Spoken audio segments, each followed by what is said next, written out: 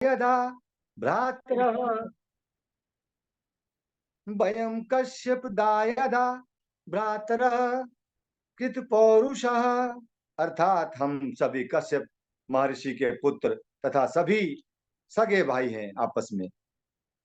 तो अपने बल पौरुष से समुद्र मंथन करके हमने अमृत मथा है, निकाला है। मोहिनी भगवान ने पूछा, अच्छा तो फिर अब इसका क्या कर रहे हो? पर देवी जी, हम भाइयों में बंटवारे को लेकर के झगड़ा हो चल रहा है। एक कहता है पहले मैं पीऊंगा, दूसरा कहता है मैं बलवान हूं मैं पीऊंगा, इस तरह से सब झगड़ रहे हैं। अब आपसे हमारा एक निवेदन है, आप बड़े उचित अवसर पर आन पधारी, आपके हाथों से हम ये अमृत पान करना चाहते हैं, और आप जैसा चाहे बंटवारा कीजिए, तो झगड़ा मिट जाएगा और अमृत पीने में मजा भी आ जाएगा। और क्या। मोहिनी भगवान ने पहले तो थोड़ा त्याग दिखाया, क्योंकि जितना त्याग दिखाओगे उतना ही श्रद्धा अधिक उमड़ती है, विश्वास अधिक बढ़ता है। अगर कहीं कथा हो रही है तो महाराज जी नोट को छूते तक नहीं, फिर देखिए नोटों की कैसी बरसात होती है। बोलिए मोहिनी भगवान की जय। अरे कैसे कश्यप के बेटा हो जो आपस में ही झगड़ते फिर रहे हो? कश्यप जी का तो मैंने बड़ा नाम सुन रखा है, बड़ा बखान है उनका। तुम जैसे मूर्ख बेटा कहाँ से हुआ उनके?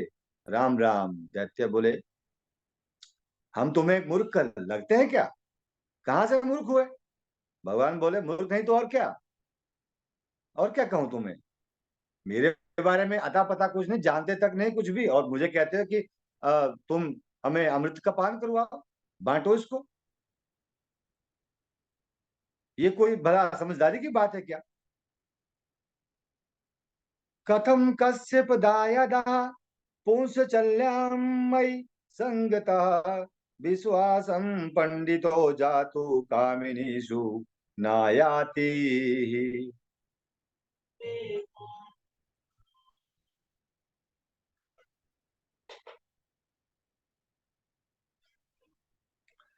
इस प्रकार से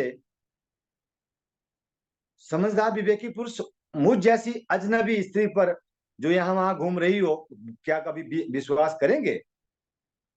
भरोसा करेंगे क्या? महाराज फिर क्या था। अब तो दैत्यों को उन पर और भी ज्यादा श्रद्धा विश्वास उमड़ आया। कहने लगे, अरे ये तो बड़ी समझदार है, पढ़ी लिखी है, नेक है। भला ऐसी वैसी होती तो क्या भला ऐसी विश्वास की बातें करती? नहीं नहीं। पर इसे तो जरा सा भी लालच नहीं है, इसने तो सिद्धांत की बात कही है। वास्तव में एक अजनबी स्त्री पर विश्वास नहीं किया जा सकता, परंतु बहुत समझदार है। देवी जी अब कुछ भी कहो, कुछ भी हो, हम तो यदि अमृत पिएंगे तो तुम्हारे ही हाथों से पिएंगे। इस प्रकार से आप ही, अच्छा तुम जैसे चाहो वैसे पिलाओ। तो मोहिनी भगवान बोले, अच्छा तो ठीक है, पर एक बात और है। आप भी ना सबकी, अब अब मुझे समझ में आया। चलो छोड़िए, अब आप नहीं मानते तो मैं पिला ही देती हूँ, पर शर्त एक है। बोले क्या? देखो बांटते पिलाते समय किसी को कम ज्यादा हो सकता है, और मैं अपनी मर्जी से पिलाऊंगी बांटूंगी। इसको किसको कितना देना है, क्यों दिया, तुम बाद में ये ना कहो कहीं, फिर मत बोलना, लड़ना मत मुझसे, झगड़ा मत कर बैठना भाई। भला कैसी बातें करती हो देवी जी? आखिर हम भी महर्षि कश्यप के पुत्र हैं, आपसे कोई नहीं झगड़ेगा, ये हमारी घोषणा है। अपनी इच्छा अनुसार बांटो। मोहिनी भगवान बोले, तो भाई सही है, लाओ दो हमें अमृत कलश, हम ही बांटते हैं। अमृत कलश जैसे ही हाथ में लिया, तुरंत भगवान बोले, अरे जुरुमुट में खड़े हो गए क्या?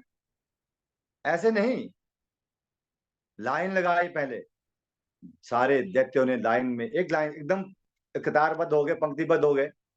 जैसे ही मोहिनी भगवान एक सिरे से लगे पिलाने ही जा रहे थे, तुरंत देवता भी दूसरी लाइन में आ गए। तो मोहिनी भगवान ने कहा, भाई ये कौन है, कहाँ से पधारे, ये कहाँ से आ गए, कौन है ये?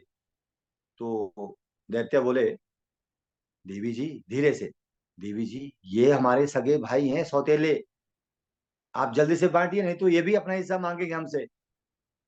तो मोहिनी भगवान ने जैसे अमृत कलश में देखा जानबूझ करके, भाई ऊपर ऊपर तो पानी पानी सा तैर आया है, घना गाढ़ा पदार्थ तो नीचे ही आ गया है। देखो एक बात है, दैत्यों के पास जाकर के बोली, जो बड़े बड़े दैत्य आगे बैठे थे, देखिए एक बात है, अगर तुम चाहो तो जो पानी पानी सा ऊपर तैरा है, तैर के आ गया है, उसे मैं तुम्हारे इन सौतेले भाइयों में बांट दूं, पिला दूं, और गाढ़ा गाढ़ा जो नीचे का उसको तुम्हें पिला दूंगी, ताकि कल को ये भी ना बोलेंगे कि हमारे साथ बेइंसाफी की, हमारे हमें नहीं पिलाया। हमें क्योंकि मंथन तो तुम दोनों ने किया है, दैत्यों ने भी और देवताओं ने भी, कहीं ये बोलेंगे पक्षपात कर दिया हमारे साथ। तो दैत्य बोले, हाँ देवी जी ये भी ठीक है, आप तो बहुत ही जागरूक हो, तो पिला दो उनको पानी सा, गाढ़ा गाढ़ा हमें सही। हाँ हाँ, क्यों नहीं। तो मोहिनी भगवान जी ने पहले दूसरी लाइन में प्रवेश किया, अब देवताओं की, और देवताओं को इशारे किया कि गटक जाओ चुपचाप।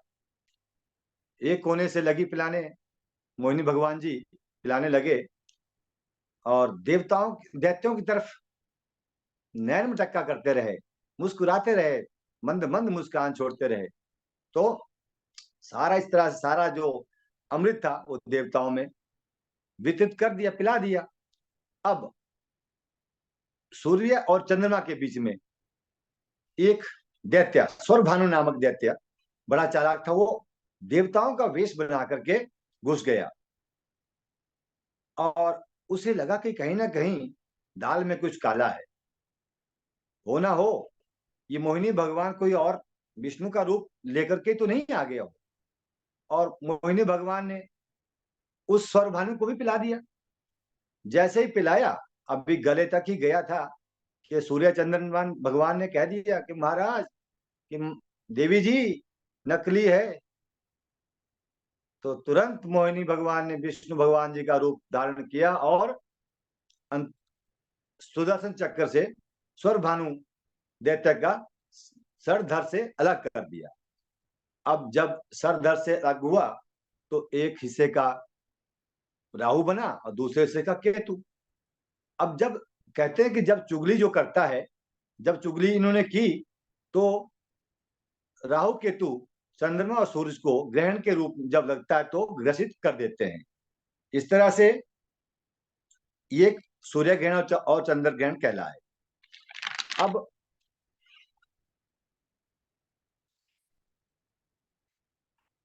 मोहिनी भगवान का, जब उन्होंने विष्णु भगवान का रूप लिया, तो तुरंत अंतर्ध्यान हो गए, और भेद भी खुल गया मोहिनी भगवान का। भगवान जब अंतर्ध्यान हुए, तब दैत्यों के कान तपे। दैत्यों में से एक ने कहा, अरे भैया, वह सुंदरी मोहिनी कहाँ चली गई? दूसरा बोला, अमृत कहाँ चला गया? तीसरा बोला, अरे बाप रे, लगता है वह हमें ही छलावा दे करके रफू चक्कर हो गई। ढूंढो वह ठगनी महाठगनी कौन थी, कहाँ गई? एक बोला, वह थी नहीं, वो तो था धोखेबाज विष्णु। अरे मैं निश्चित रूप से कह सकता हूं, वह कोई और नहीं था, ये तो छलिया विष्णु ही था, जिसने हमें छला है। अरे ये देवता सभी धोखेबाज, एक नंबर के ठग हैं। डंडे अस्त्र शस्त्रों से जो किया प्रहार देवताओं पर देवताओं पर कोई आंच तक नहीं आई, क्योंकि भाई अमृतपान जो किया था, उसी समय बड़े बड़े देवासुर, बड़ा भारी देवासुर संग्राम हुआ। तो तत्र देवासुरो नाम रणा परम दारुण। देखो, देवता और असुर दोनों ने समुद्र मंथन किया और परिश्रम खूब किया। भगवान के विमुख होने के कारण असुरों को परिश्रम करने के पश्चात भी अमृत नहीं मिला, वे फल से वंचित रहे। जो भगवान के आश्रित होते हैं, फल उन्हें अवश्य मिलता है, आश्रय जो भगवान का लेते हैं। जैसे देवता, भगवान के आश्रित है, तो भला भगवान के आश्रित फल से कैसे बनते रह सकते हैं? कदापि नहीं।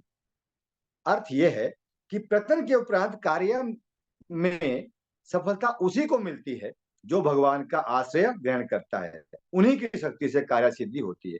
अब समुद्र मंथन का तात्पर्य क्या है?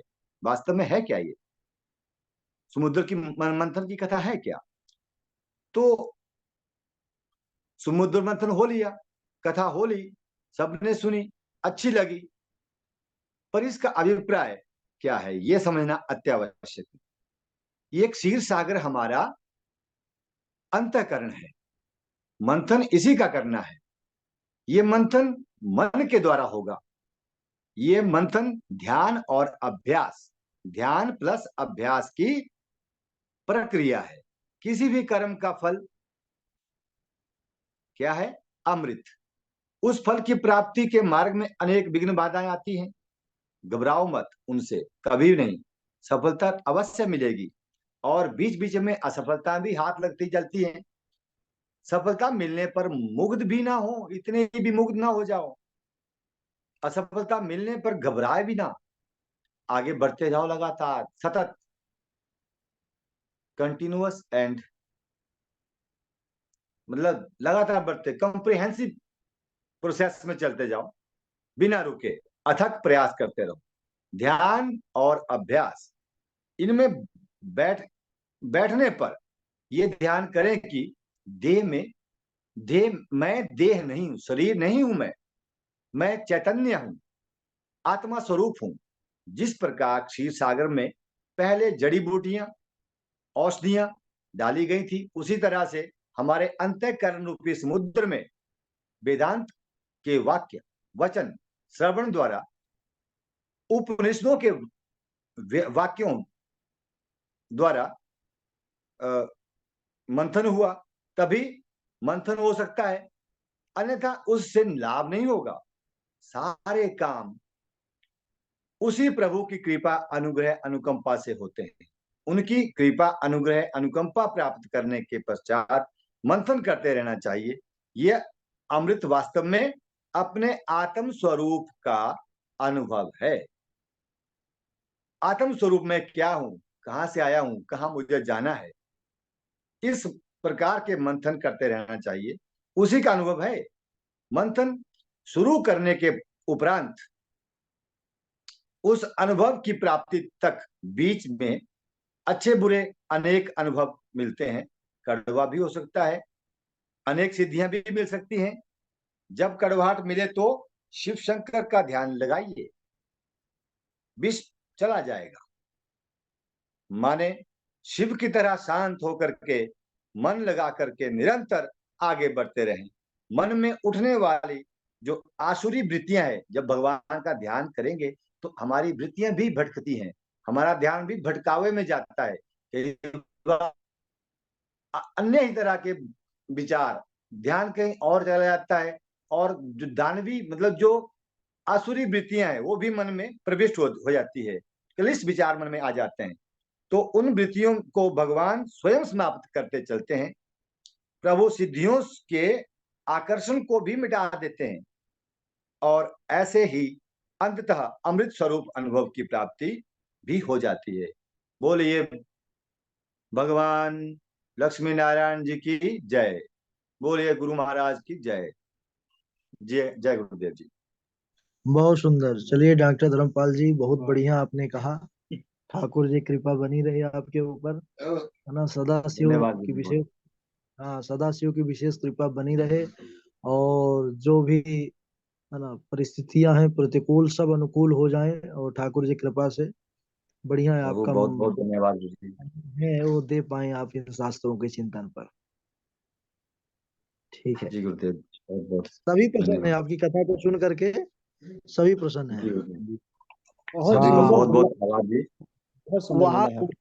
आपके जो साथ में सहपाठी जुड़े हुए हैं वो प्रसन्न है, लेकिन हमारे यहाँ भी आचार्य जी लोग बैठे हैं सब, तो काशी बनारस वृंदावन सभी जगह से, वो भी सुन रहे थे, तो वो भी बड़े प्रसन्न है आपके ऊपर। सभी को करबद्ध प्रणाम जी, दंडवत प्रणाम। बहुत बहुत सुंदर महादेव बोला। महादेव महादेव महादेव। हर हर महादेव जी, हर हर।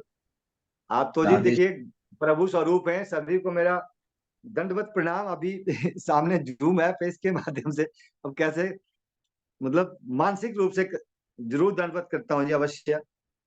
मैं तो कुछ भी नहीं हूँ, एक जैसे समुद्र में बूंद, बूंद का भी मुझ में बूंद का भी अस्तित्व नहीं, मैं समझता भी अपने आप में। आप तो एक चलिए महान विभूतियां हैं। चलिए, सभी सभी जी। बहुत प्रसन्न है, सभी बहुत प्रसन्न है। ठीक है, सभी को चलिए। प्रणाम जी। हाँ, जी बहुत सुंदर।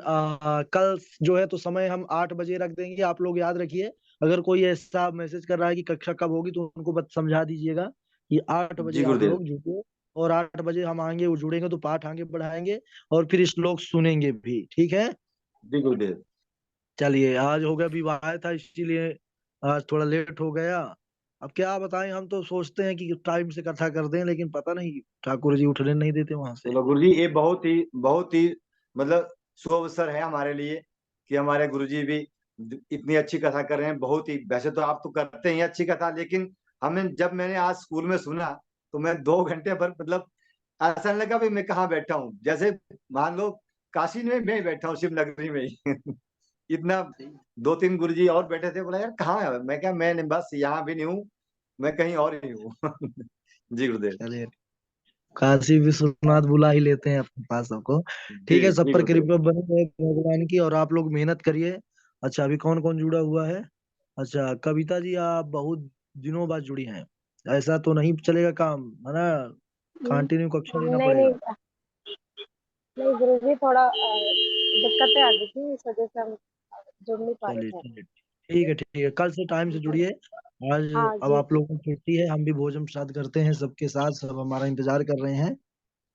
ठीक है, सभी को शुभ रात्रि, जय श्री कृष्ण, जय श्री राधे। सर्वे भवन्तु सुखिनः, सर्वे सन्तु निरामयाः, सर्वे भद्राणि पश्यन्तु मा कश्चित् दुःखभाग् भवेत्। शांति शांति शांति। ठीक है, सभी को शुभ रात्रि। आनंद से रहिए, अध्ययन करते रहिए।